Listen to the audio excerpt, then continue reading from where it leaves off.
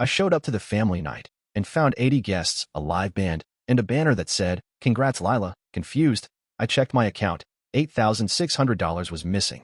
My mother shrugged. "We used your bonus. It's for family." I just nodded. That night, I froze every account, reversed the charges, and reported the fraud. By morning, their cards were declined, and my sister's fiancé was at my door. When I got the text from my dad, "Family night at Uncle Ray's tonight. We're something decent." I assumed it was just one of those casual backyard things.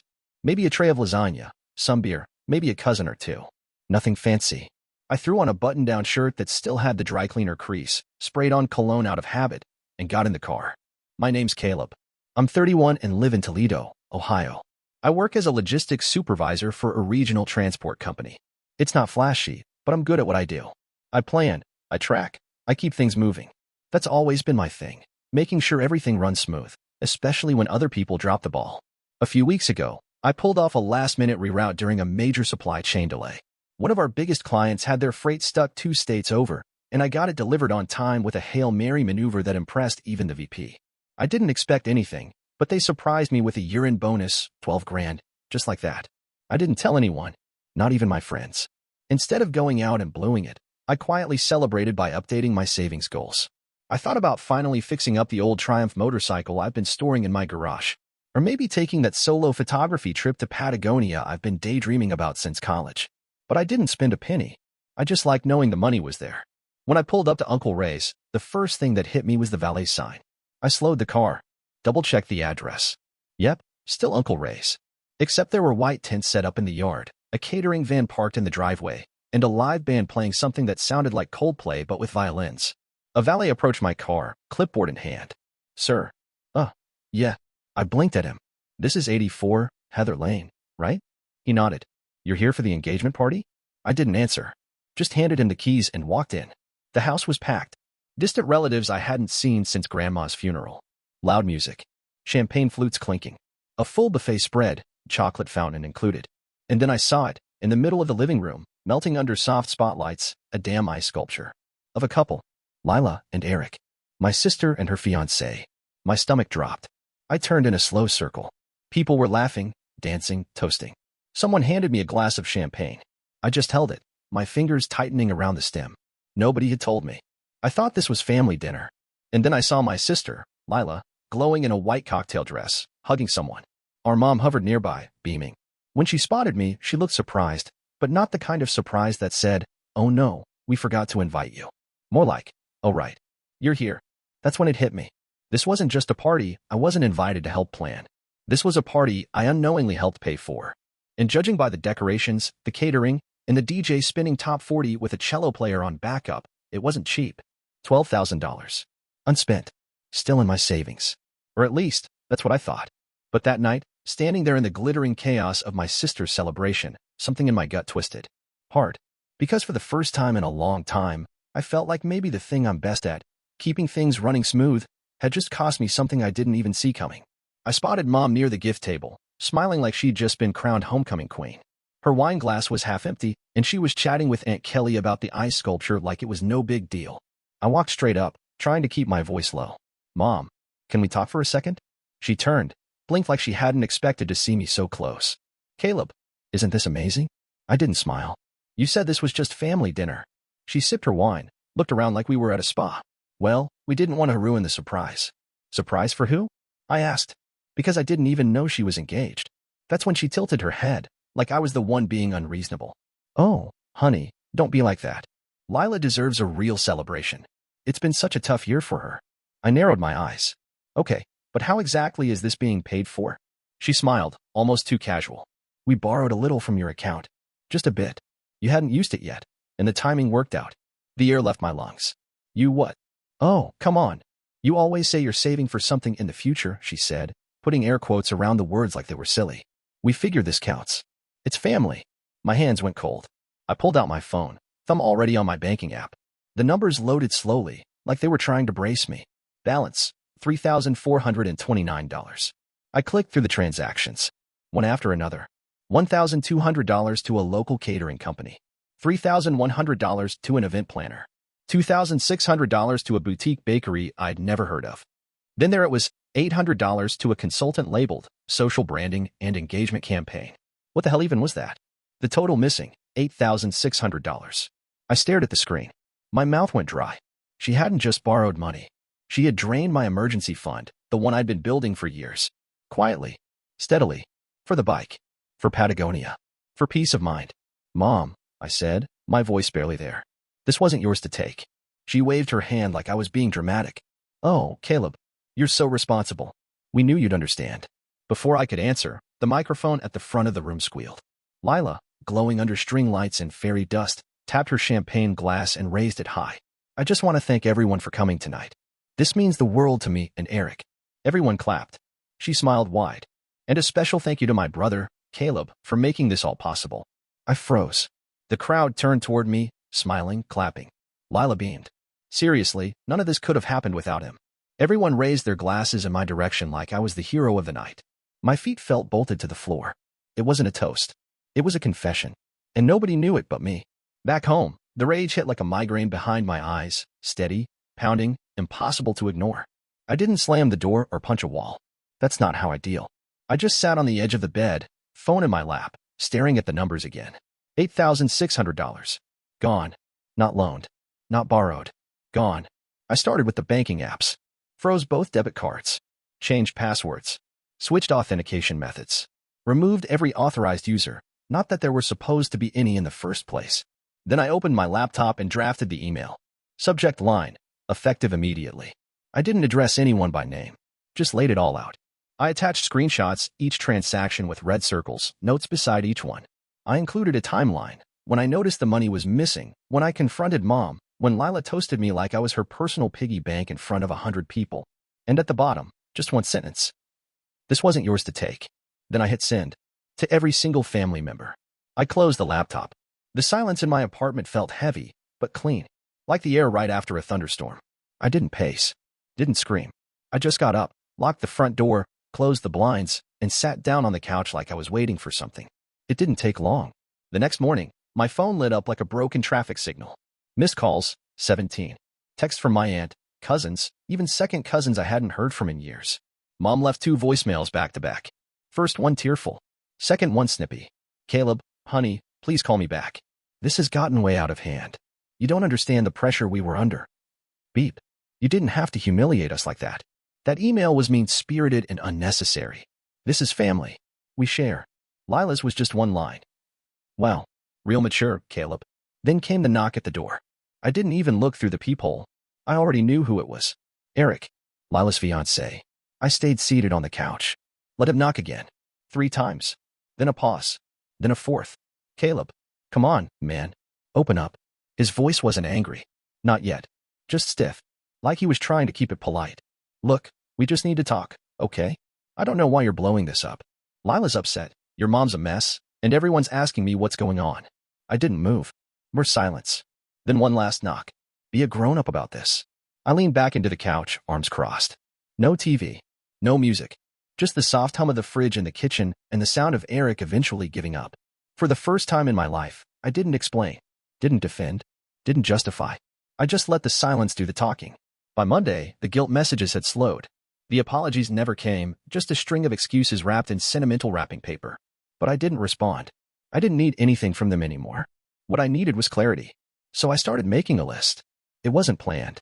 I just grabbed a yellow legal pad from the kitchen drawer and wrote, recurring expenses, family, at the top. Then I went through every account I had access to. First thing on the list, the pet groomer subscription for my mom's yappy Pomeranian, Beans. I'd signed up for it last spring after her vet bill hit unexpectedly. Monthly debit, $67. Canceled. Next, my dad's supplemental insurance policy. A little top-up I added to his Medicare coverage because he wasn't sure what it all covered. I called the provider. He was listed as the primary contact. I was the one paying. Canceled. Then I logged into the Netflix account. Lila's name was still listed under 3 devices, her phone, Eric's tablet, and something called Living Room Fire Stick. I removed them all. Changed the password. Done. By the time I was through, I'd uncovered over $320 in monthly charges tied to my name that didn't serve me at all. No more. That afternoon, I walked into my local bank branch. Not the online bank, the brick-and-mortar one with the stiff carpet and the smell of paper. I sat down across from a guy named Jordan, told him I wanted to move everything. New checking, new savings, no link transfers, no joint access, no one else authorized. Jordan raised an eyebrow. Rough breakup? Something like that, I said. After that, I called the title office. Back when Lila was in college, she begged me to co-sign on a small house she wanted to fix up with Eric. It was supposed to be temporary, she said, just until they got their credit scores up. That was 4 years ago. I'd let it go. Told myself it wasn't worth stirring the pot. But now? I faxed in the paperwork to initiate a formal title release. Included the copy of the original agreement where she'd promised to refinance in her name. I didn't even call to warn her. On Friday night, I sat on the couch with my laptop open and finally clicked confirm on a flight I'd saved months ago. Patagonia. 2 weeks. Solo. Photography tour. Full itinerary included a sunrise hike to Mount Fitzroy and a kayaking trip past blue glaciers. I hadn't felt that kind of excitement in years. My phone buzzed. This time, it wasn't Mom or Lila. It was cousins. Second cousins. People I barely knew. One message read, "Hey Caleb, I know things got a little intense, but try to understand, your mom meant well." Another, "We all just want things to go back to normal." I didn't reply. Normal had meant giving and giving while they took without hesitation. This was the new normal. My money. My name. My life. Finally, mine. Saturday morning, the knock came just after 8. Not urgent, not loud, but steady. I peeked through the peephole inside. My parents. Mom stood there in her usual floral jacket, eyes already glistening. Dad was next to her, jaw tight, arms crossed like he'd been dragged here against his will. Neither of them looked like they'd slept much. I didn't open the door. Instead, I leaned against it from the inside and waited. "Caleb," Mom called softly, her voice straining to sound warm. "Can we please talk?" I said nothing. She shifted on the porch. "I know you're upset. I know you feel hurt, and maybe you should. But honey, I didn't mean for things to go this far. Still nothing. I thought you'd understand. You always do. You've always been the one we can count on." That line, that exact phrase, hit me like a slap. You always do. She'd said it to me 100 times growing up. When Dad forgot to pick me up from soccer. When Lila blamed me for crashing the family desktop even though it was her sketchy music downloads. When I got my first job at 16 and started paying for my own school supplies while she bought Lila a homecoming dress. I'd swallowed that line for years. But today, hearing it again, it tasted different now. She sniffled. "I told Lila to use your card." I did. But it wasn't stealing. It was for family. Behind the door, I blinked, stunned at how casually she admitted it. She was stressed, and we just wanted to make her day special. "I figured you'd be proud to help in your own way. You didn't need the money right away, and she needed it more." I couldn't even form a thought. She said it like she was justifying a casserole recipe gone wrong. Not like she had reached into my life and taken something she didn't ask for, something I had built carefully, privately, for years. Dad cleared his throat. "Look, son. I didn't know all the details, but this isn't how family acts. Locking everyone out. Going silent." He sounded tired, but not sorry. "I've been silent for 31 years, I said through the door. Not yelling. Not shaking. Just done. You didn't hear me before. You will now." There was a long pause. Then Mom tried one last time. "Please, Caleb. We raised you better than this." That one made me laugh, not loud, just a bitter breath through my nose. "You raised me to be useful, to be reliable, to carry the weight when no one else would. But you never raised me to be seen." I turned away, left them standing there with their memories and their justifications, and walked into the kitchen. Made coffee like it was any other morning. Because in my house, from now on, I choose who gets to come in. And they didn't. It was Sunday night when the text came in. From a number I didn't recognize at first. "Hey, this is Eric. I found something. Thought you should see it." Attached was a photo, a crumpled piece of yellow-lined paper, folded and refolded so many times the creases looked permanent. I tapped to expand it. My chest tightened as I saw the handwriting. It was Mom's. Not addressed to anyone. Just a mess of quick lines, written like a brain dump. But I recognized the slanted lowercase letters immediately, the way she dotted her I's low and looped her Y's too tight. The first sentence read, "If Caleb finds out, we'll say it was a miscommunication. He never pushes back." I read it 3 times, then kept reading. He's used to fixing things. He'll come around. He always does. She even underlined that last part. There was more. References to the party, the expenses, how Lila shouldn't feel guilty, Caleb can afford it. A note in the margin that said, "We'll handle him after the engagement, once things cool down." It was like watching someone put your life in a spreadsheet. Cold. Efficient. No heart, just expectations. I sat at the kitchen table, the only light coming from the microwave clock. My stomach felt hollow, like I'd swallowed air and it got stuck. A second text came in. "Found this in her recipe drawer. She doesn't know I saw it. Do what you need with it." That part hit harder than I expected. Eric didn't owe me anything. Hell, I barely knew the guy. But he'd sent it anyway. No fanfare. No drama. Just truth. I clicked the photo again, zoomed into the top corner. The date. 3 days before the party. This wasn't a mistake. They didn't panic and pull money in a rush. They planned it. Like a team effort. Like I was a strategy, not a person. All my life I'd told myself they just didn't realize how much they were asking. That they assumed I was okay because I never said otherwise. But this proved it wasn't misunderstanding. It was calculation. They didn't think I'd fight back because I never had. They thought I was safe to steal from. I closed my phone and stared at the table for a while. The note was still burned into my eyes. He never pushes back. Not angry. Not cruel. Just stated.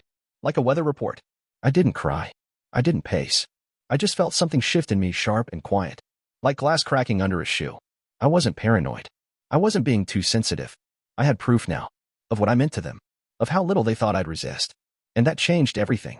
I leaned back in my chair and let the silence settle around me. Not heavy. Not loud. But steady. For the first time, I wasn't guessing anymore. I knew exactly who they were. And I was finally ready to act like it. I didn't sleep much that night. I sat with it. The note. The silence. The weight of what it all meant. Not just the money. Not just the betrayal. But the planning. The certainty that I wouldn't push back. So I wrote. No long intro. No emotional build-up. Just the facts. The subject line was simple. Final notice. I kept the tone clinical. Sharp. You spent more than money. You spent trust. You planned it. You signed my name in your heads before you ever asked. You chose what mattered to you. So now I choose. I listed every transaction. Labeled each one. I attached a photo of the handwritten note, the one where my mother detailed how I'd come around. I made sure they saw the line she underlined. He never pushes back. Then I included my boundary in black and white. Effective immediately, I will have no further contact with anyone in this family unless initiated through legal counsel. Do not call. Do not text. Do not visit. Any future contact will be documented. I will not respond. I reread the email twice, not to second-guess it, but to make sure it was clean, calm, undeniable. Then I blind copied every family member. All of them. The moment I hit send, I didn't flinch. Next, I opened my messages and deleted the family group thread, that never-ending stream of memes, birthday reminders, and guilt-laced requests. It had felt like a lifeline once. Now it felt like a leash. Gone. Only one name stayed unblocked. Eric. I didn't owe him anything. But he had done something nobody else did. He told me the truth. That meant something. After that, I printed the email and the photo of the note. Filed them neatly into a manila folder I labeled Archive. Not out of pettiness. Out of clarity. I didn't want to wonder one day if I'd exaggerated. I didn't want to let nostalgia rewrite the facts. I wanted a record. Proof that it wasn't in my head. That the people who were supposed to protect me had quietly agreed I was safe to betray. I slipped the folder into my filing cabinet under Personal. Then I closed the drawer. Locked it. And shut my phone off. No part of me wanted to hear the aftermath, the voicemails, the texts, the spinning stories. I didn't need their reactions. I already knew how they worked. And for the first time in my life, I wasn't interested in giving them another chance to prove it. I didn't go to work the next morning. I didn't go to the gym or answer emails or scroll anything. I made coffee. I stood on my balcony. I listened to the world outside my own for once. And then I did something I hadn't done in a long, long time. I sat in peace. Because silence, when it's yours, is not punishment. It's power. A week passed. Quiet, but not clean. No texts. No calls. Just a thick envelope in my mailbox with no return address, no stamp, no handwriting on the front. Just my name. I knew before I opened it. Inside, for handwritten pages. Lined paper. Blue ink. My mother's handwriting soft and wide, like it was trying to look gentle. The first 2 pages were drenched in guilt. We only did what we thought was best. You've always been so self-sufficient. You never asked for anything. We assumed. That word again. Assumed. Their favorite defense. She went on. It was Lila's only engagement. Her only one. We wanted to give her a memory she'd cherish. You don't understand what it's like to be a mother. To have to divide your heart. Like I was the leftover part. Page 3 shifted tones. The excuses sharpened. We had no choice. The timing was difficult. You're not married. You don't have kids. You don't know how it feels to worry about someone every day. I stared at that sentence for a long time. Like my lack of a family made me unworthy of basic respect. Like being alone meant I had no claim to autonomy. I flipped to the 4th page. Blank. Except for her signature at the bottom. No closing. No, love, Mom. Just a scrawl that looked rushed, like even she didn't want to see the end. I folded the pages back up, walked to the kitchen, and dropped them into the shredder. No hesitation. It wasn't about forgiveness. It wasn't about a conversation.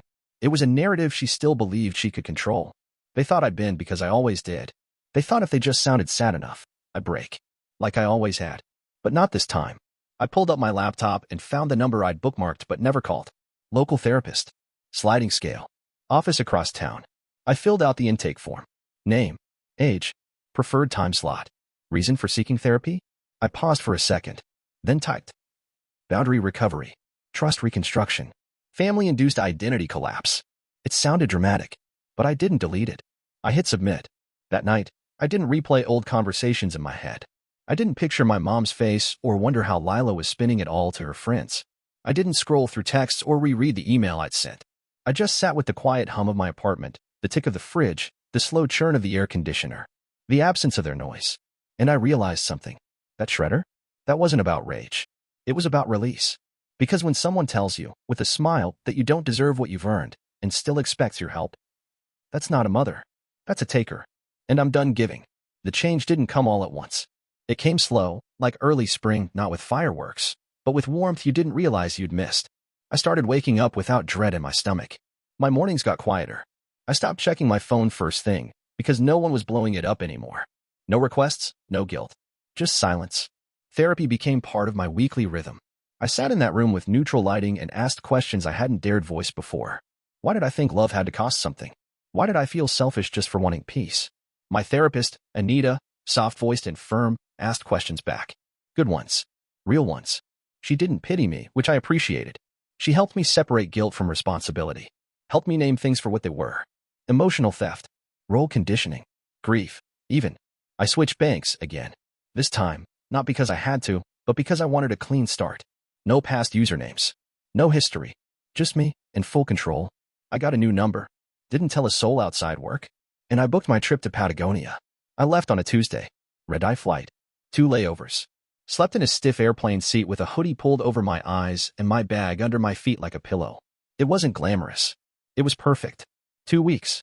I hiked through forest wrapped in fog, watched the sun crawl over mountain peaks, stood at the base of a glacier so blue it didn't look real.